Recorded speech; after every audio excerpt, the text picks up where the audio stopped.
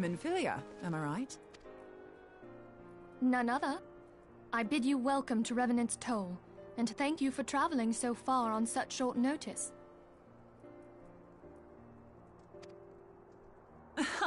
As if I could ever say no to Urianger.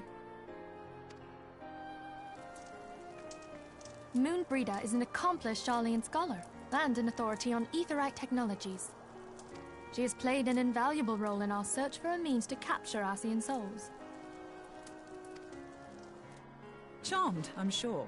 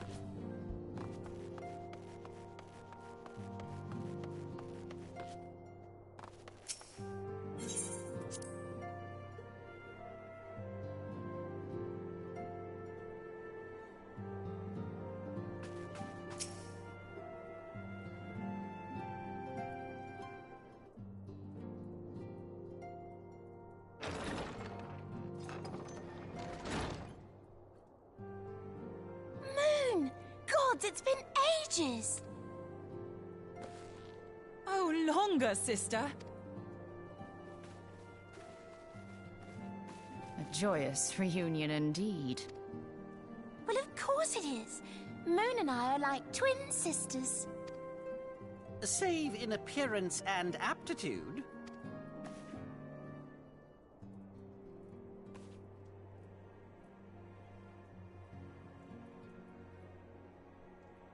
Everyone, if I could have your attention. We have with us an esteemed guest who has come from Sharlayan to assist us. I bid Moonbreeder join us here that she might share with us her extensive knowledge of aetherites. Also, as many of you are already aware, she has been overseeing our research into white auracite, a sample of which she has been good enough to bring with her.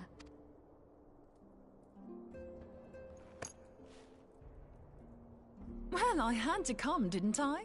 You'd have to be bloody daft to turn your nose up at a chance like this. Where better to conduct my final tests than a land so steeped in ether you can taste it? 'Tis plain the passage of the years hath done little to dampen thy youthful spirits. And nothing at all to reform thy youthful manner.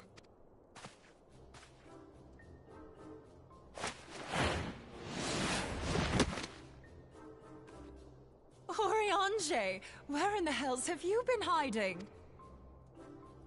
Unhand me.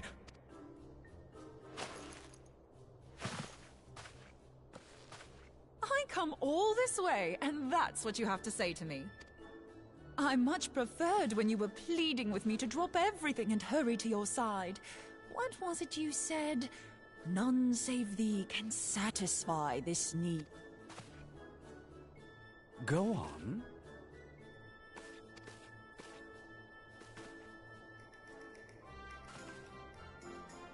Thine artless attempts to misrepresent mine all too innocent motives do thee little credit.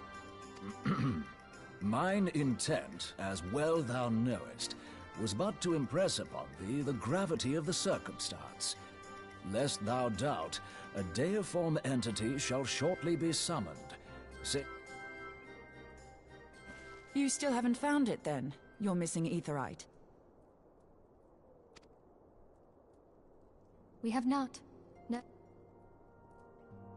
We know that Iceheart teleported to an aetherite not far from the first, Yet even after careful analysis, we could not locate the second beacon. We now suspect that the heretics destroyed the second aetherite to impede our pursuit. Our allies continue to scour Snowcloak for Iceheart's sanctuary, but we have no guarantee that they will find it. Yet it must be found, for even now Iceheart prepares to call upon Saint Shiva.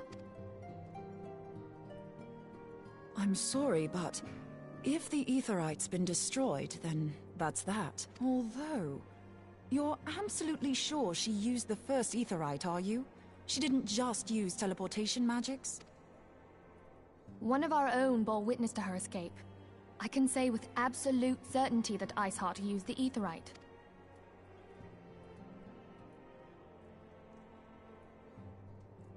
In that case, there might be a way, so long as the ethereal current is still flowing. Truly? How?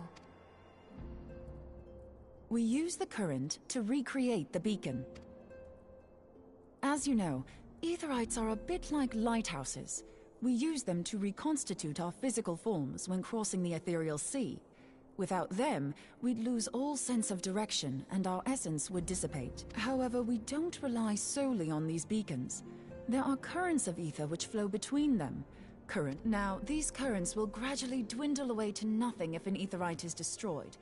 But if even a sluggish flow remains, we could theoretically use it to direct a surge of concentrated ether towards the void left by the beacon, and thereby fill it up again. Like opening the floodgates to fill a dry riverbed. Though, correct me if I'm wrong, but would we not need a veritable reservoir of ether? In concert, we might manage to channel a sufficient volume, yet that is not my chief concern. To direct the flow of so great a volume of ether with the requisite precision would be a nigh impossible task in itself. I barely succeeded in facilitating travel to an unattuned beacon. That which you describe sounds considerably more difficult.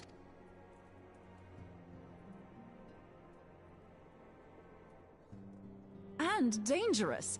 Every person who has attempted to teleport in this fashion has died in the process. They, however, did not have white aura sight at their disposal. I can use it to channel all the ether you can give me into the aetherite. However, white aura sight cannot retain ether for an extended period of time, so we would need to infuse it immediately beforehand. Just so you know, I'd confidently give this plan better than even odds of success. And if the worst comes to worst, your people won't suffer. Though it risked the lives of our best and brightest, we have not the time to seek other options. If the ethereal current still flows, we shall carry out Moonbreeder's plan. That's the spirit. Let's roll the dice.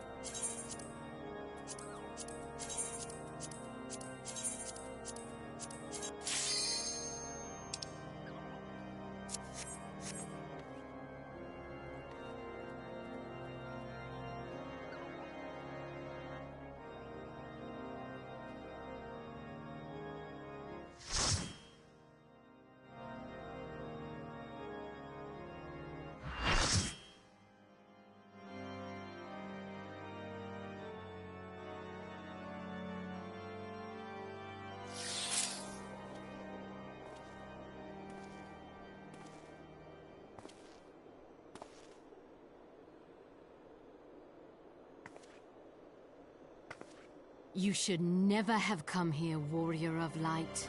I labor only to forge a lasting peace. A peace you would deny us out of ignorance and blind faith. No matter. If it is our fate to be at odds, then it is mine to strike you down. We whom gods and men have forsaken shall be the instruments of our own deliverance. Partake of my flesh. Fill this vessel with your light. Walk amongst your brothers and sisters once more. Oh, Saint Shiva, still the hatred within our hearts and bless us with eternal grace.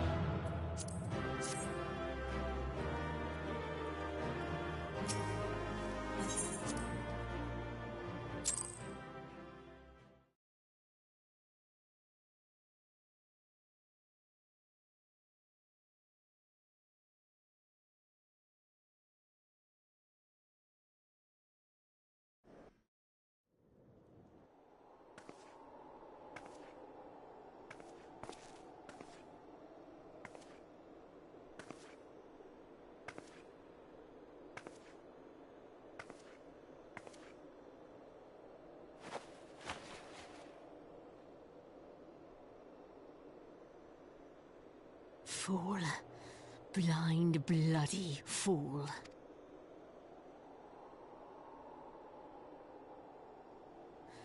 You, of all people, should understand the suffering war begets. That no sacrifice is too great if it brings an end to the violence. Mine is the righteous cause.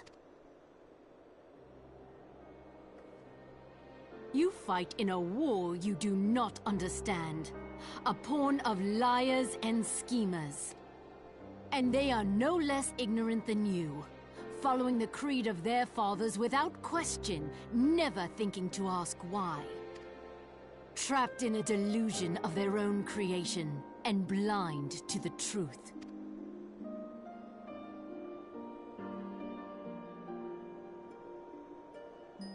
Warrior of Light, redemption is not beyond us. We who walk before may lead those who walk after. Seek the Keeper of the Lake. See with eyes unclouded. Do not squander Mother's gift.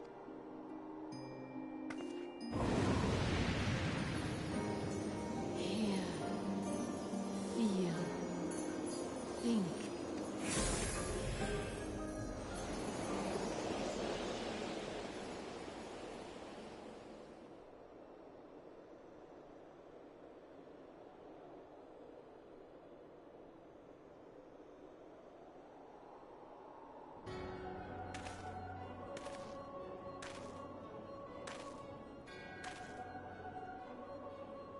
And so the vessel withdraws, a predictable outcome.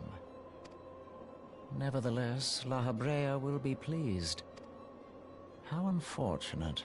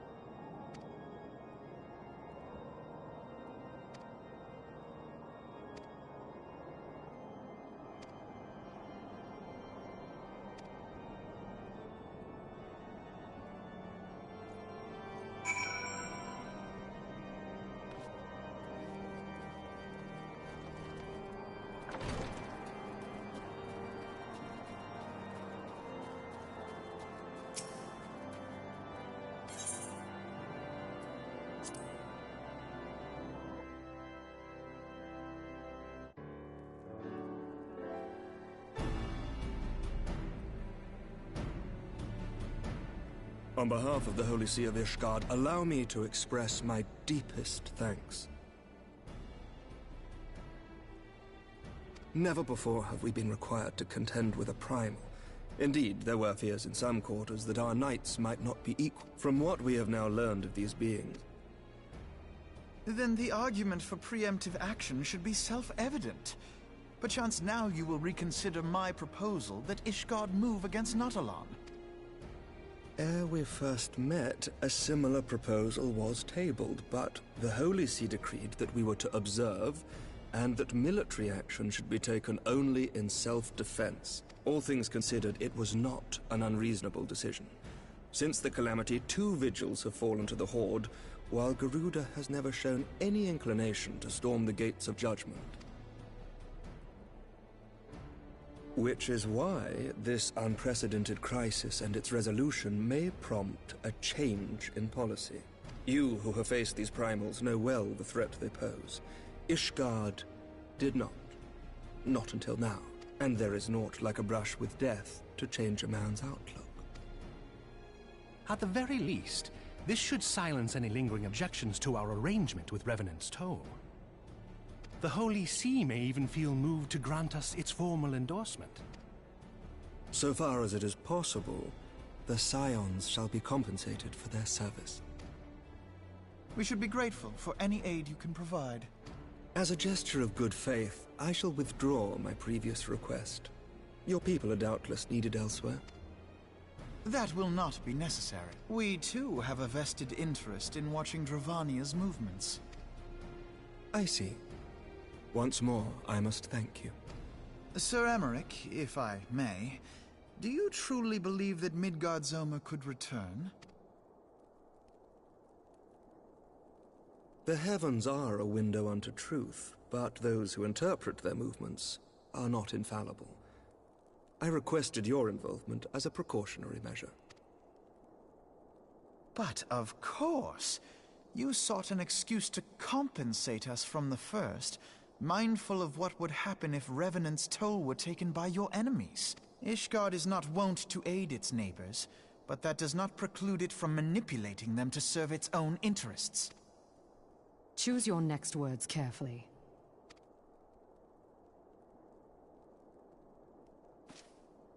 Do you know what sort of man becomes Lord Commander of the Temple Knights?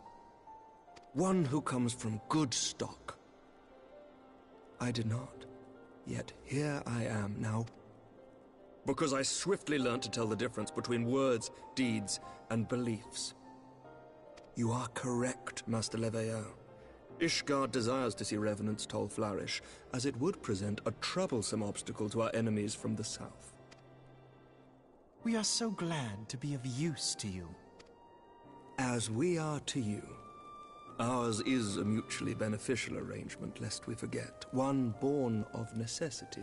The dragons grow more restless by the day, and the heretics harry us nigh without cease. We have contended with such troubles for centuries, but there are limits to even our endurance. Yet as a pauper is loath to part with his meager possessions, the leaders of Ishgard are not wont to render up their trust to outsiders.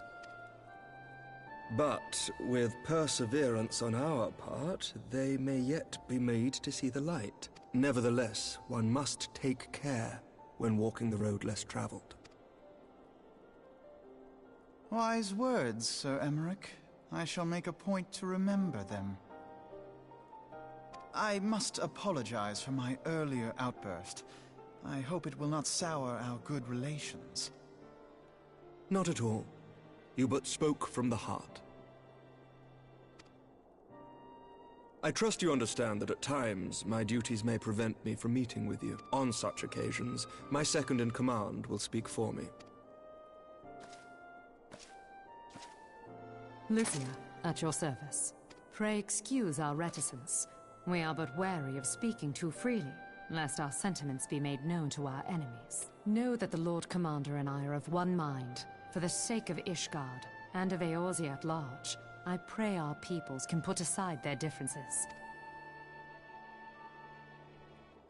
Those who dwell in the past risk losing sight of their future. Should aught befall one of our shipments, pray inform Lucia immediately. You may also relay to her any words you might have for me alone. Not being of Ishgardian birth, she owes no allegiance to any noble house, making her as near to incorruptible as one can find in my homeland. Suffice it to say, I trust her completely, and so may you. Which reminds me, Lord Orchefort, if you would be so kind? Certainly.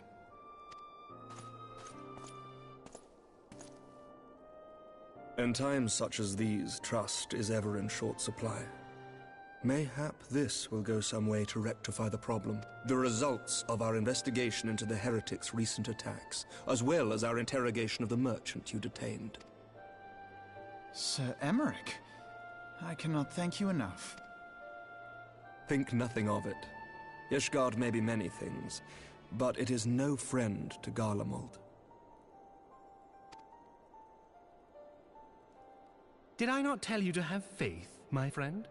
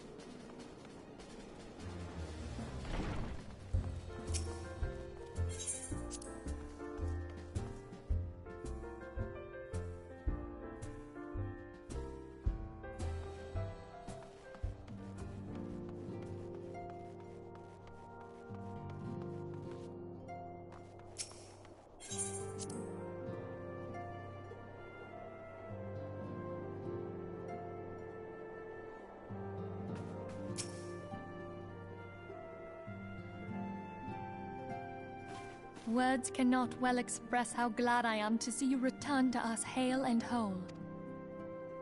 Needless to say, I am most eager to hear your account of that which occurred in Kurthis, assuming you're ready to speak of it. Excellent. I shall summon the others at once.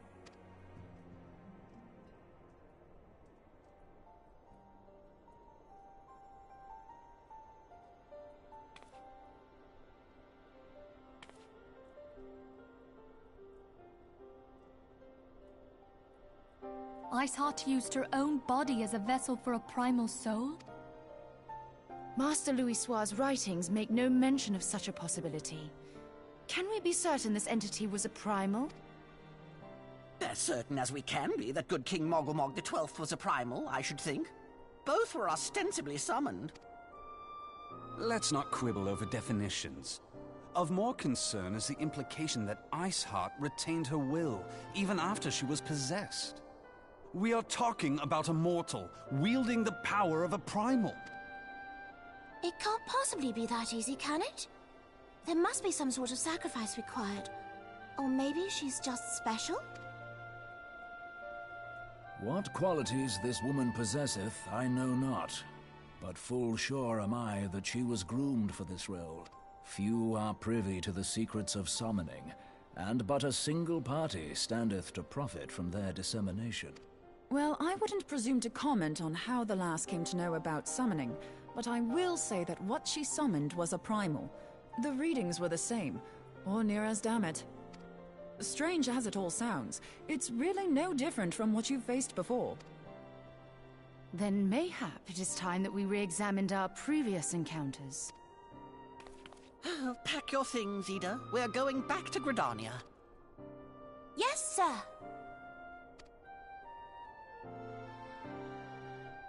About Iceheart's final words to you. Hear, feel, think. Hydaelyn speaks to her as well. If Iceheart is blessed with the power of the Echo, she will doubtless have used it to further her goals. Or could it be that it was a revelation granted her by the Echo which first set her on this path? She did say that the Ishgardians were blind to the truth. Do you think she has knowledge of the origins of the Ishgardian-Dravanian War? It would do much to explain her unwavering conviction. Did not the Lady Iceheart implore thee to seek the Keeper of the Lake? And did she not imply that in so doing thou wouldst come to see with eyes unclouded? Midgard-Zoma was a king amongst kings who reigned for centuries on end. But he is dead and his wisdom lost to the ages. It would seem we have yet another reason to stand watch over the Keeper of the Lake.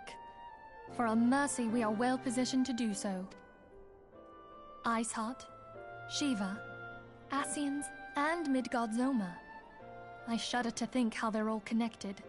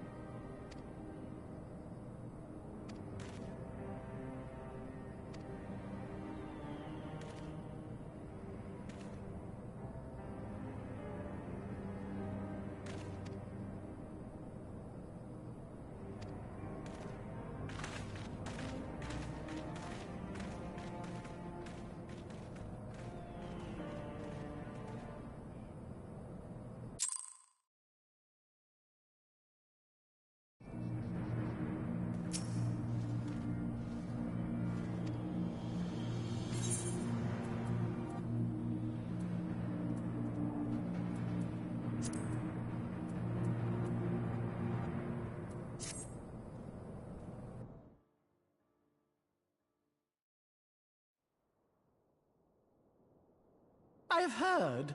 Truly bothersome business. No, I do not foresee a problem on that front. The main concern is Roban. There is no telling what the brute might do. Have the Blades watch him in the flames day and night. You may leave the Sultana to me. I shall personally attend her grace.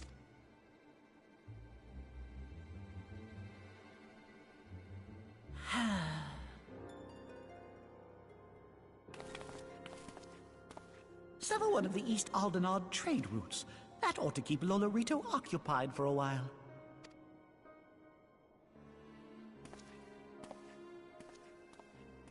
Nanamo Ulnamo. For my sake, pray be a good little Sultana to the last.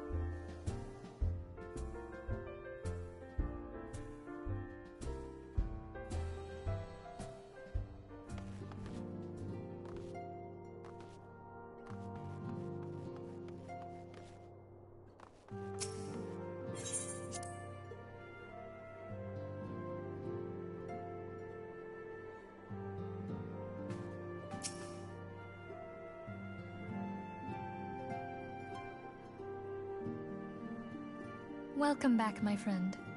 I have already received word from Alphino. To think that Flame Marshal Huayu was the Garlean agent.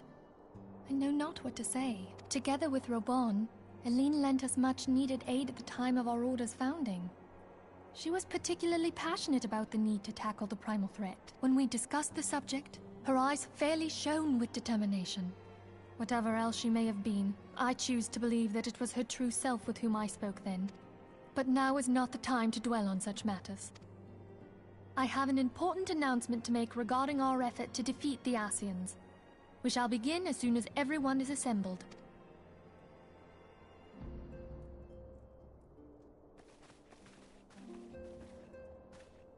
My thanks for coming, friends. Moonbreeder, the floor is yours. By now, I'm sure you're all familiar with White Auracite, the miraculous material that'll allow us to capture Ascian souls. Back at Snowcloak, we verified its ability to absorb vast amounts of ether. Alas, it leaves something to be desired in the area of stability. The stone can only store ether for a short while before expelling its contents. In addition to Auracite's inherent limitations, we must needs be wary of our enemy's strength. Our foe draweth upon an infinite wellspring of power. Even should we succeed in entrapping him, the stone will not long contain his wrath. Meaning that, if we want to kill the swine, we'll have to be quick about it. 'Tis our belief that an Ascian soul may be permanently undone, if smitten by a sufficiently concentrated burst of pure ether. The only trouble is, we can't say for sure how concentrated the burst needs to be. Without knowing how much ether an Ascian soul is composed of, we're basically guessing. Our sole clue lieth in thy struggle with La Habrea. During that encounter, Hydaelyn bid you forge what she called a Blade of Light, a weapon which took the form of a luminous stream of energy. Based on your description, we believe the blade with which you vanquished your foe was composed of ether. Admittedly, your victory proved ephemeral, as La Habrea was able to use a crystal of darkness to flee into the space that lies between our world and the void. The fact remains, however, that Hydaelyn placed the means to destroy the Ascians in your hands. Be that as it may, it would be unwise to assume that you will do the same when we next encounter such a foe. Quite so, my lady. We must needs find the means to forge our own blade of ether, one to equal that which Hydaelyn did benevolently bestow upon her champion. That is all well and good, but it seems to me that producing such a blade will require a prodigious quantity of ether. Whence will it come, pray tell? Oh, what if we had 2 pieces of white orosite? One to trap the Ascian, and the other to store the ether for the blade. Oh, nice try. But it's as I said, the stone won't hold ether for any length of time. We'd still need to collect the stuff there and then, sorry to say. And therein lies the rub. Finding a way to create the blade whenever and wherever we choose. It would seem more research is in order. I'm going to linger a while, perform a few more tests on the Orosite. And I could do with some help. Urianger, why don't you lend me a hand? Mine apologies, but I am required at the Waking Sad. Lady Minfilia hath given me sole charge of the premises. 'Twould be unseemly to leave them unattended. Sole charge, you say? So you're basically alone there, then? Well, that settles it. I'll just have to come to you.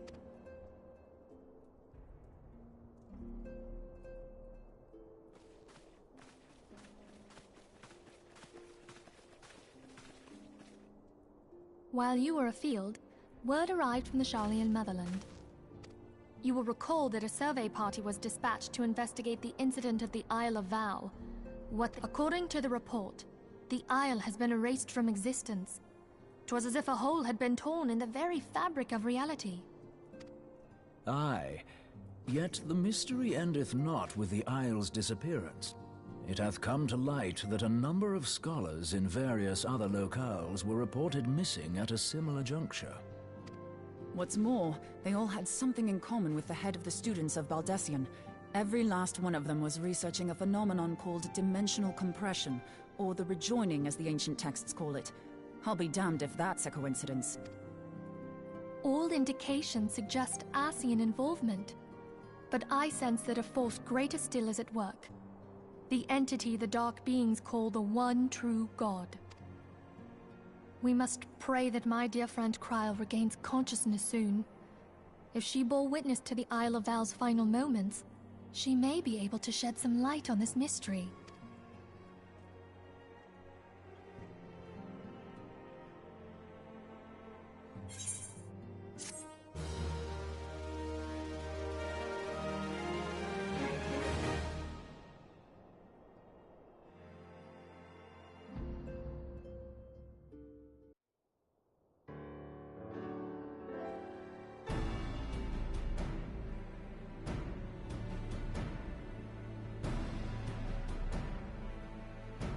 Following the calamity, the forces of the 14th Imperial Legion entrenched themselves in strategic locations across Eorzea. So swiftly did they accomplish this, it was suspected that they had received help. To think that it came from Huayu, my right hand. There is more. We have reason to believe that Huayu didn't deal exclusively with the 14th. She also answered to a higher authority in Garlemald. But this higher authority could not have been the Emperor. By consenting to the Media Project, Solus Zos Galvus showed himself to be more concerned about preventing the spread of primal influence than claiming Eorzea for the Empire. He would happily have seen the lot reduced to ash. We believe a number of high-ranking figures within the royal household were against the decision, but that they knew better than to oppose the Emperor openly. Of course, this didn't prevent them from making clandestine provisions, in which Huayu played a part. Alas, these provisions did not prevent Dalamud from falling. and the ensuing chaos changed the face of the realm forever. Yet Eorzea survived. To all intents and purposes, the Meteor Project had failed, and the Empire was left to rue its lack of a decisive means to eliminate the Primals. Until, that is, it stumbled upon the Ultima weapon. Even before the accursed thing was dug up, it seemed to me the 14th had the might to overwhelm our weakened armies. Yet they chose to hide behind their walls. Why? The Black Wolf was wary of making the denizens of Eorzea desperate, lest more primals emerge to bleed the land. The discovery of the Ultima weapon, however, emboldened him to resume his war of conquest in earnest. But there was one in Garlemald who believed that Van Belsar's actions were premature. One who stood higher in the Imperial Army's chain of command. He ordered the Legatus to halt his advance, only to find that the Black Wolf had slipped its leash, and that the 14th now acted alone. In a bid to bring Van Belsar to heel, he used the agent he had planted in Ul'dah prior to the Calamity to undermine the Legion's efforts. A man who outranks Van Belsar, yet opposed the late Emperor's decision to annihilate Eorzea. This could only be the former High Legatus of the Garlean army, now known as Emperor Voris Zos Galvus. So he was Huayu's true master. But one of several in actual fact.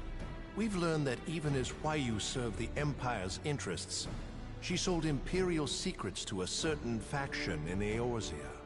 In so doing, she helped to maintain the status quo, thus prolonging the conflict. Considering who stands to profit from war, it isn't hard to imagine who her other masters were. Seven hells! You mean to say that she was a double agent? Huh, triple, if you consider her services to Van Belsar and the new Emperor as separate. As neatly as these pieces seem to fit, one aspect of the puzzle remains unclear to me. By whose will was the Marshal feeding intelligence to the heretics? And try as I might, I fail to see how aiding their cause would profit either her Imperial or Monetarist masters. Could it be that another hand is at work here? If so, Huayu must be made to reveal whose it is.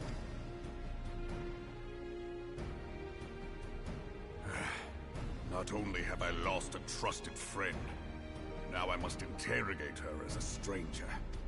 Not a pleasant task, I grant you, but a necessary one. Unless we weed out the ivy, root, stalk, and stem, it will simply grow back. I know that full well. Those closest to Huayu have already been detained, and I will question them alongside her. General, pray keep in mind that there may be unwitting abettors among them. All will be treated fairly. On that you have my word. Those who are innocent have no cause to fear. You have ever been a friend of truth, General. I hope the unpleasant task of weeding out falsehood will not detain you too long. Though it be for the sake of Eorzea, doubting one's comrades is poison to the soul. And with that, I take my leave.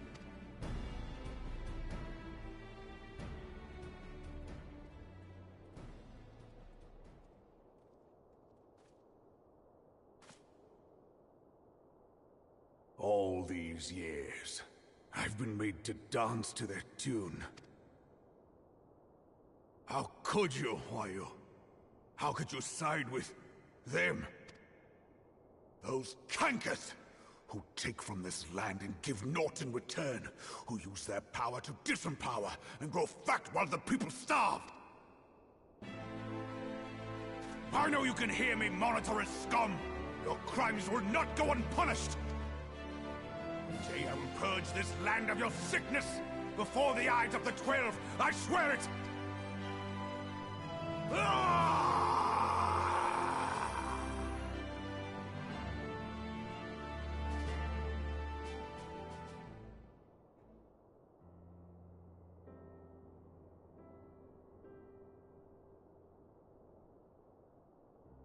I shall have no further need of you this day.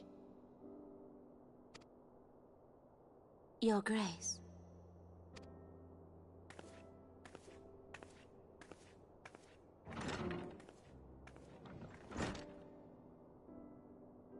I fear that not even mine own chambers shall remain private for long.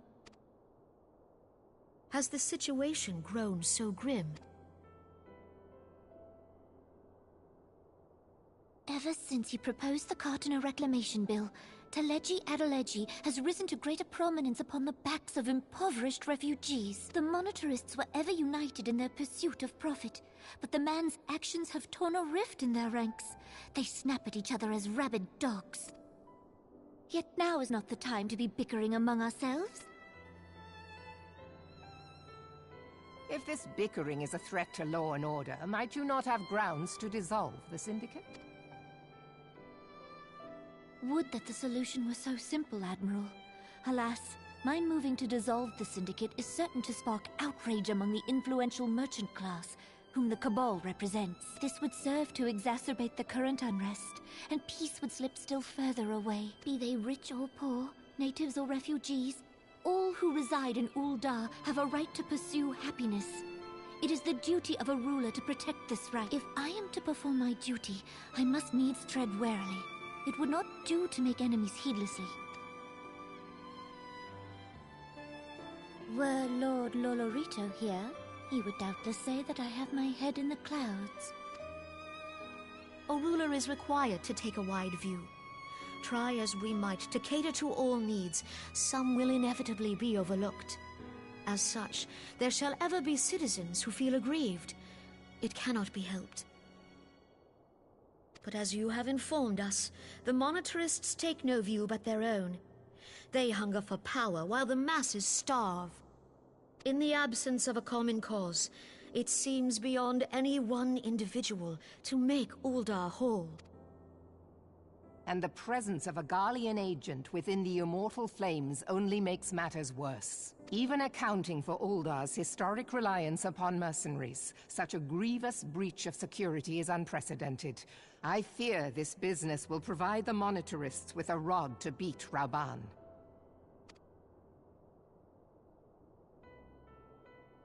Eorzea can ill afford for the Immortal Flames to be dampened now. Ere long, the Garleans will turn their ravenous gaze toward our lands once more. If we are to resist their might, our nations must stand together.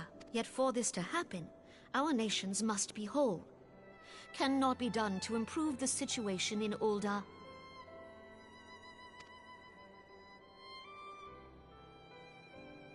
The true wealth of Ul'dah lies in the health, happiness, and hopes of her citizens. Alas, the citizens shall never know these things, so long as their lives are ruled by the ambitions of the few. The monetarists claim to represent the best interests of the people, but in sooth they desire only to manipulate them for their own selfish ends. For the government to serve the people, it must be formed of the people. For Ul'dah to move forward, it is not only the Syndicate that must be dissolved. Nay, you jest. My friends, it was for no other reason than to make known to you mine intent that I requested your presence here. When I make my declaration to the people, chaos shall inevitably ensue. As the last monarch in the line of Ul, I make unto you this request. Help Rauban to preserve order, and protect the people. Forsake them, and you forsake yourselves. For a strong Eorzea will ever have need of a strong Ul'dah.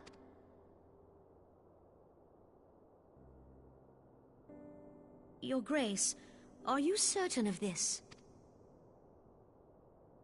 There is no other way. When the time is ripe, the nation shall become a true republic. Both royalists and monetarists shall cease to be. Ul'dah will no longer belong to kings or queens or merchant princes, but to her people.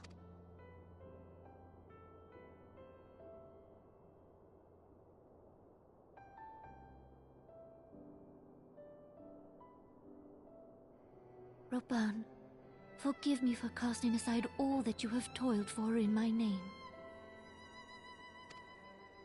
Beyond this gesture, I am powerless to help my subjects.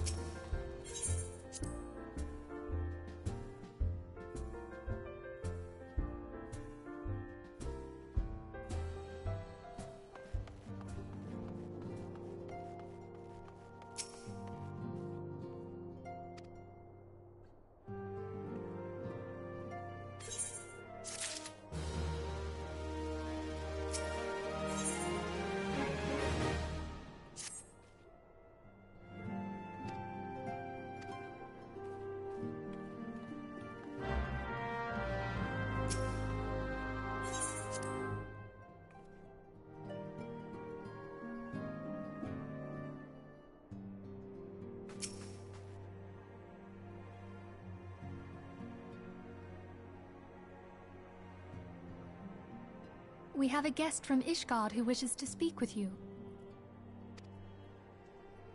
I believe the two of you have met. We have. I had hoped to speak with Commander Leveilleur as well, but I cannot afford to wait any longer. The Lord Commander sent me hither to request your aid in a matter of grave import. You see now why I had Tataru summon you. Now that we're all assembled, perhaps you would be good enough to elaborate on the nature of the matter which brought you to us. The Observatorium's astrologians have sounded the alarm. Last night, the Dragonstar burned with an intensity not seen in 15 summers, not since the Dravanians engaged the Empire in the Battle of Silvertear Skies.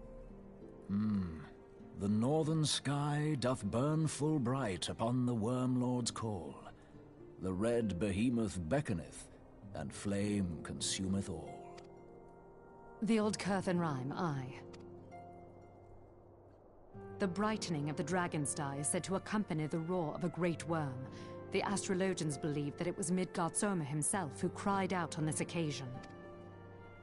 After an absence of centuries, the King of Kings did return to lead his kind against the might of Garlemald, only to fall in his duel with the Agrius, proud flagship of the Garlean fleet. Devoid of life, his corpse remaineth entwined about the Magitech monstrosity even unto this day. Ariange has the right of it. Whatever this alteration in the Dragonstar portends, the Great Worm has shown no sign of life. Tataru, have the Domans reported aught out of the ordinary?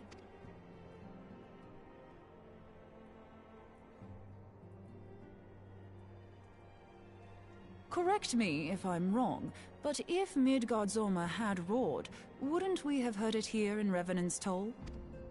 Roar is but a figure of speech. Dravanians can communicate in ways beyond our ken. It is for this very reason that we are forced to look for signs in the heavens. We cannot say with any confidence that a great worm roared at all, much less that it was Midgard Zorma. Only by directly examining the Keeper of the Lake can we be certain. However, it will take too long to gain the Holy See's approval to dispatch the Temple Knights. Therefore, Sir Emric would entrust this task to you. Do you accept?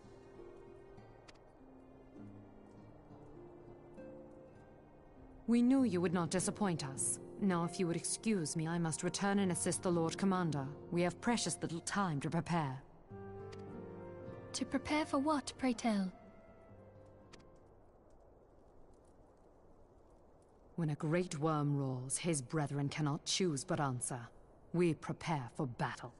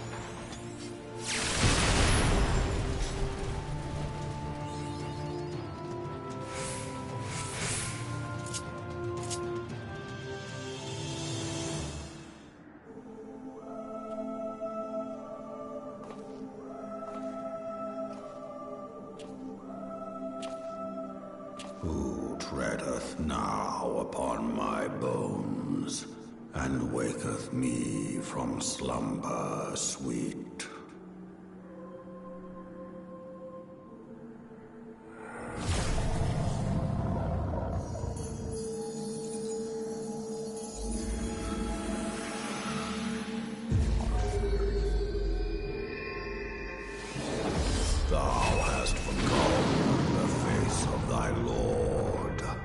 Remember, mortal, and fear me.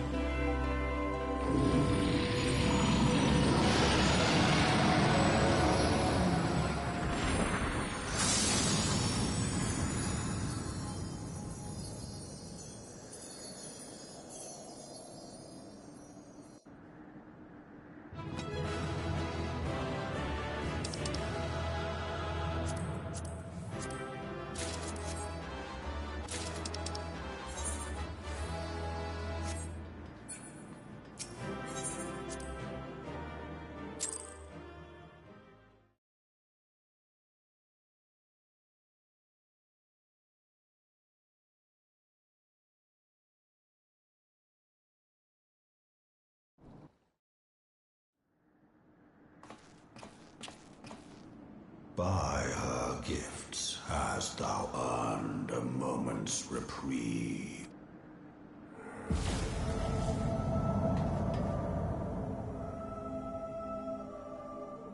Speak, mortal, and I shall listen.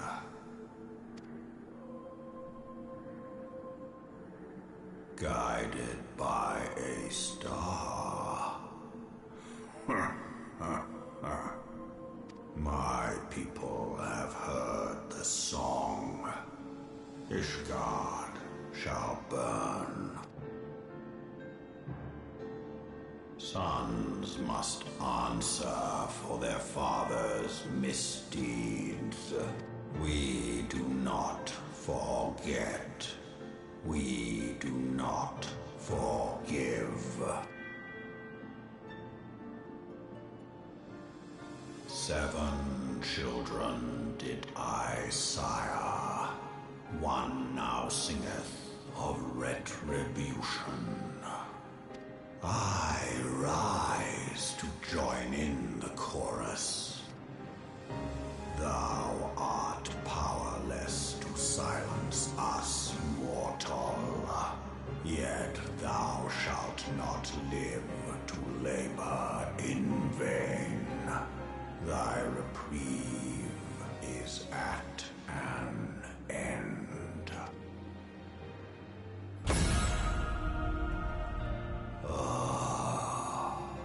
Trickery is thy shield.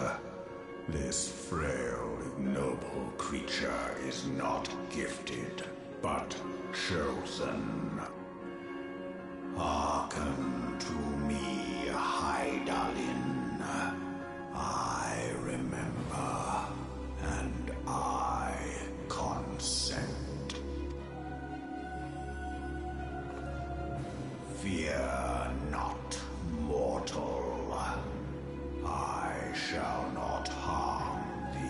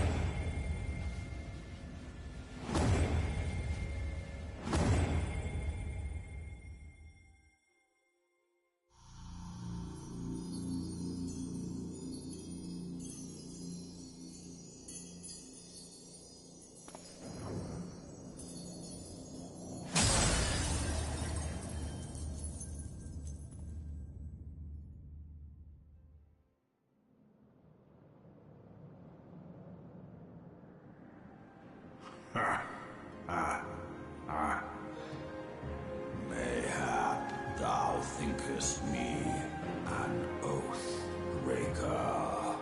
Thou art mistaken. If thou comest to harm, it shall be by another's hand, not mine. I did but strip thee of thy mistress's feeble blessing. Thou didst profit much by her grace, but no more.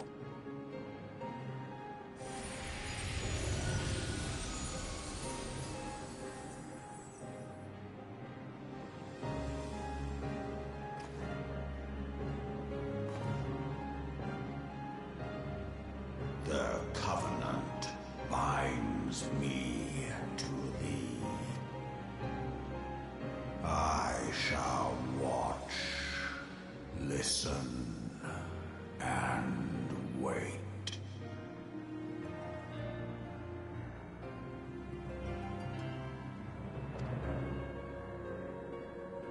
fight and struggle, if it be thy will. Man hath ever coveted that which lieth beyond his grasp.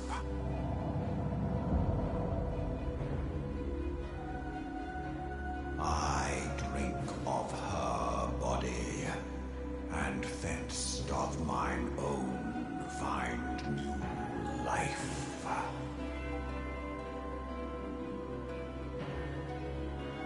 When it hath grown whole, the loyal and penitent shall rejoice.